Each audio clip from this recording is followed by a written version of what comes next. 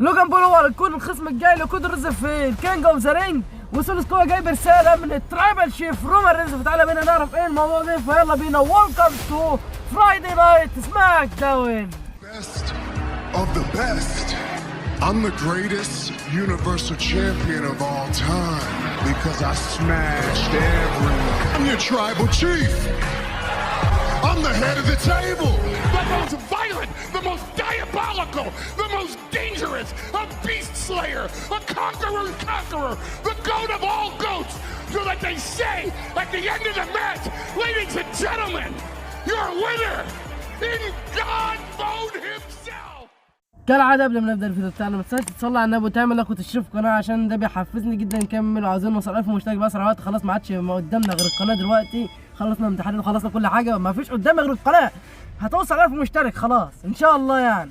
انزل اعمل اشتراك دلوقتي ويلا بينا نخش بينا على الفيديو. افتح النهارده بنيك ألدس. دخل نيك ألدس ورحب بالجماهير ورحب ببطل العالم الموحد كودي رودز. ونيك ألدس هناه عن فوزه على ايج ستايلز في باكلاش وكده، وانه دافع عن الله، بيحب يدافع عن لقبه كتير والكلام ده طبعا يعني. ثم احنا عارفين ان كودي رودز بيدافع عن لقبه في اي مكان وفي اي وقت حتى في الارض المحليه. شكرا كودي رودز، شكرا. طلع هاشتاج ثانك يو كودي رودز ويلا باي باي عشان نخلص بقى. وانه جاهز دلوقتي انه يشوف المنافس الجديد بتاعه في الكينج اوف ذا رينج، وهو مستعد دلوقتي عشان يشوف المنافس بتاعه. وقام ظهر لنا لوجان بول. يا سلام، ايه يا ابني، هو في حلاوه كده؟ هو في احسن من كده يا ابني؟ انه يقول كل عرض اي عرض شهر يقول له احنا عندنا ملك منافس، ايه رايك؟ يقول له ما طبعا انا موافق يا جدعان، ده لو هيلعبني دلوقتي انا هلعب عادي ما فيهاش مشاكل. امين بقى ملوش اي 60 لازمه كده، اللي هو بيتفشخر يعني ان هو بيطلع ترند على اليوتيوب والكلام ده، ومع سبيد وفي ريسل مانيا والكلام ده، وانه كودي رودز كسب في ريسل مانيا لكن انا كنت متصدر الترند يا عم انت ما كنتش موجود في الدنيا بلا قرف انت والسبيد بتاعك ده والمشروب المعفن اللي محدش بيطيقه غيرك، وبيقول لك ان هو في السعوديه. يا سلام، يبقى بطل الكون وهيكسب يعني. لوجان بول اللي هيكسب تبقى كارثه اكبر بقى، كارثه اكبر ان لوجان بول يجي 4 من 10. حلوه تأهل للدور اللي بعد كده في التصفيات بتاعت الكينج اوف ذا رينج. الفقره اللي بتاعت العرض، فقره العرض كله بالنسبه لي.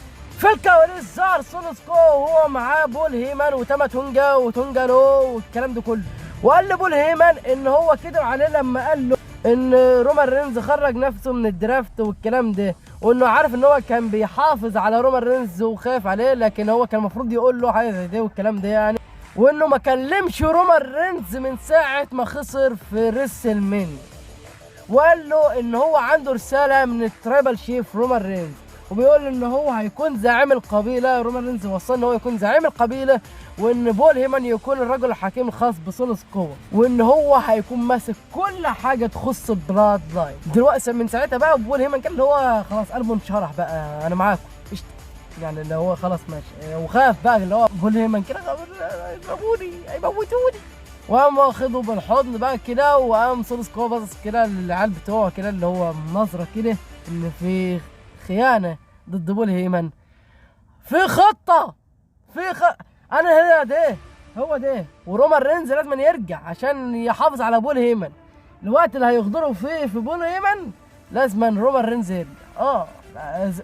يعني الرجل الحكيم بتاعك انت قلت لو مفيش بول هيمان مفيش الترايبل شيف رومان رينز، يبقى لازم ترجع. انا بقول لك يا باشا عشان نظبط الدنيا كده احنا هنحاول نتخطى كل رينز ونركز عليك انت، تمام؟ هنحسس نفسنا ان انت اللي معاك اللقب.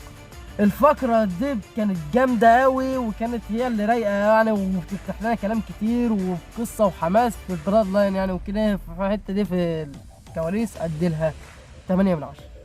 حلوة على الحلبة يعني وكده، كان الأداء حلو على الحلبة، وطبعا فاز تاما تونجا واتأهل للدور اللي بعد كده.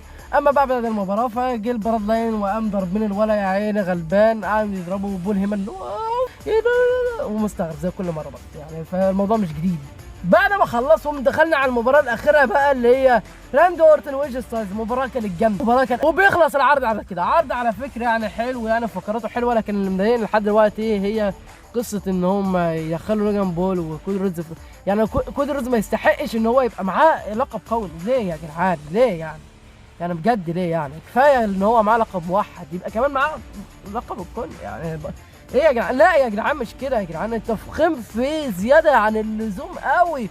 ايه يا تريبل اتش انت قرعتك اتلسعت ولا ايه؟ لا يابا اظبط معايا، انت هتضحكوا عليا يعني يا ولاد جرايه يا ولاد في يالا. لا اظبط معايا كده عشان انا مخنوق مش طايق غير الفقره دي اللي مضايقاني في العرض. انا مش عارف، هي خلاص انا يعتبر حصلت في دماغي دلوقتي. يا رب يا رب يا رب يلغوها يا ساتر. ايه يا عم ده؟ لا يا عم ما ينفعش الكلام ده بجد، يعني حاجه تفخيم في كود رز يعني ايه ما تفهمش ايه في ايه. طب التفخيم في الاول كان عشان هيبقى بطل عالم بقى، قلنا عادي بتحصل بيفخموا فيه عشان يبقى البطل ويشيل الشيء، اما تفخموا فيه بالاحزمه كلها لا انتوا كده بقى اوفر قوي يا عم. احنا عاوزين بكره الصبح الاقي المباراه ملغيه. شوفوا حد تاني. عرض كان يعني حلو لحد ما، لكن الفقره بتاعت كودي الرز ده اللي معصباني قد العرض ده 7 من 10. وبس كده نكون خلص الفيديو بتاعنا. لو عجبك الفيديو متنساش تعمل لايك وتشترك في القناه واكتب لي تعليق تحت ايه رايك في التفخيم في كودي الرز الايام دي. ويلا سلام.